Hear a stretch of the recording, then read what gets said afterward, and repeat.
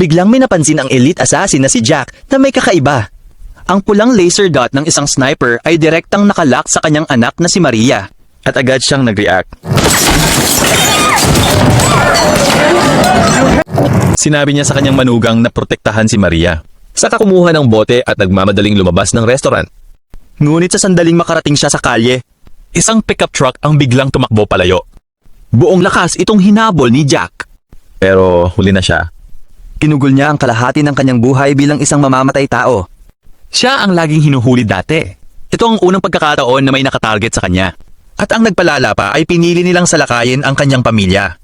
Tuluyan ng sumabog ang galit ni Jack. Buti na lang ligtas si Maria.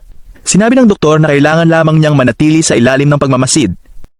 Gayunpaman, ang pag-atake ay agad na nakakuha ng atensyon ng FBI. Mabilis na kinuha ni Agent Linda ang investigasyon. Matapos marinig ang reaksyon ni Jack, natigilan siya nang ang mga ordinaryong tao ay nahaharap sa panganib. Ang una nilang instinct ay tumakas. Ngunit diretsong tumakbo si Jack patungo sa mga bala. Hindi yon isang bagay na gagawin ng isang normal na tao. Habang patuloy ang investigasyon, may natuklasan ang FBI na mas kakaiba. Ang landas ng mga bala ay tumugma sa ilang hindi nalutas na mga pagpatay sa iba't ibang estado. Nangangahulugan ito na ang bumaril ay hindi isang baguhan. Siya ay isang mataas na sinanay na propesyonal. Ngunit ang misteryo ay hindi tumigil doon. 5 marka ng bala ang ipinakita sa eksena. Hinanap ng FBI ang buong lugar. Gayunpaman, 4 na bala lamang ang kanilang na-recover. The final bullet had vanished dahil palihim itong kinuha ni Jack. Dumiretso siya sa isang hidden weapons facility sa labas ng lungsod. At inilagay ang bala sa isang analysis machine. Mabilis na lumitaw ang mga resulta ng pag-scan. Hindi maganda ang pagkakagawa ng bala. Mura ang mga materyales at pabaya ang pagkakayari. Ang ganitong uri ng bala ay maaari lamang manggaling sa isang lokal. Underground market at alam na alam ni Jack kung saan ang lugar na yon. Pagkatapos kumpirmahin ang pinagmulan, nakipag-ugnayan siya kay Lina, ang may-ari ng black market. And arranged a meeting, then mag-isa siyang pumunta doon. Ngunit ang mundo ng kriminal ay may sariling mga patakaran. Hindi maihayag ni Lina ang kanyang mga customer. I wouldn't have lived this long if I discussed my clients. You may not live long if you don't. Agad namang umalis si Jack kinabukasan. Hinanap niya ang address ni Brock para maiwasan ang hinala. Nag-disguise siya bilang delivery worker. The moment na bumukas ang pinto, inatake ni Jack. Ibinagsak niya si Brock sa lupa at pinilit siyang ipasok sa kanyang kotse. Walang tigil siyang nagmaneho. Hindi nagtagal ay nakarating sila sa isang abandonadong tulay sa loob ng kagubatan. Sinubukan ni Brock na manatiling kalmado, ngunit sa loob-loob niya ay natakot siya. Ben, you know, if you kill me, they're just gonna send someone else. Hindi nalinlang si Jack, itinutok niya ang baril sa kanya. Sa wakas ay nag-breakdown na si Brock. Inihayag niya ang taong nasa likod ng lahat. Ang kanyang codename ay ang Ferryman.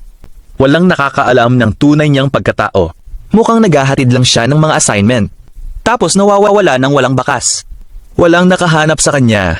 Matapos marinig ito ay lalong nataranta si Jack. Ngunit naiintindihan niya ang isang bagay. Hindi na naging kapaki-pakinabang si Brock. Kaya nawalan siya ng malay at itinapon sa lawa. Nakaligtas man siya o hindi ay nasa tadhana na. Matapos ang lahat, tumalikod si Jack at naglakad palayo. Ngunit pagkatapos lamang ng ilang hakbang, bigla siyang napatigil, nawala siya. At ang kakaiba ay, alam na alam niya ang kagubatan na ito.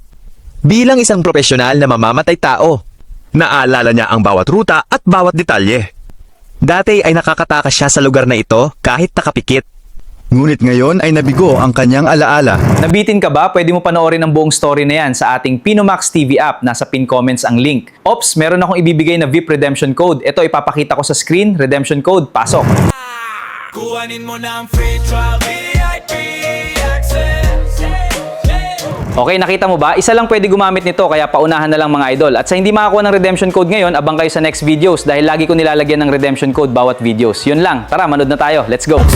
Roderick Vai, Almara sa pag-develop nito. Makinig kayo, ito ang para sa inyo. Naghahanap ka ba ng mapapanood na bago? Walang hasle diretso, hindi ka mabibigo. I-download ang Pinomax sa iyong screen. Mga serye at pelikula, pwede mong piliin.